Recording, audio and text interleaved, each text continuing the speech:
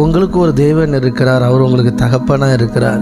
அவர் சர்வ வல்லமை மிக்கவராக இருக்கிறார். இந்த உலகத்தையே படைத்தவராக இருக்கிறார். ஆமென். ஆமாம். அப்படி இருக்கும்போது உங்களுக்கு என்ன குறை வந்துடும்? ஒன்றே ஒன்று புரிஞ்சுக்காங்க. நீங்கள் எந்த சூழ்நிலையில் என்ன நடந்து சோர்ந்து போனாலும் ஒன்று தெரிஞ்சுக்கிடணும். ஆமென். ஆமாம். தேவன் என் மேல் அன்பாக இல்லையோ அப்படிங்கிற டவுட்டே வரக்கூடாது. இந்த இடத்துக்கு நீங்கள் வந்துட்டீங்கன்னா உங்கள் வாழ்க்கை சக்ஸஸ். எப்படி சொல்லுங்கள்? எப்படி அன்பாகவே இருக்கிறார்? ஏன் நீங்கள் தப்பு செஞ்சால் பாவம் செஞ்சால் உங்கள் மேலே அன்பாகவே இருப்பாரா? அன்பாகவே இருக்கிறார் அப்படின்னு இருக்கு இல்லையா? தப்பு செஞ்சால் பாவம் செஞ்சால் தேவனுக்கு பிரியமில்லாத செயல் செஞ்சால் அப்போவும் அன்பாக தான் இருப்பாரா? அது என்ன கணக்குன்னா ஆமாம். சரி, உங்கள்கிட்ட கேட்குறேன். உங்கள் பிள்ளை தப்பு பண்ணுது. தப்பு பண்ணுற பிள்ளைய எத்தனை பேர் அப்படியே தலை மொழிகிறீங்க? 1-2 கல் நெஞ்சம் படித்த அம்மா அப்பா அம்மா இருக்காய். அவங்களுக்கு புரியாது.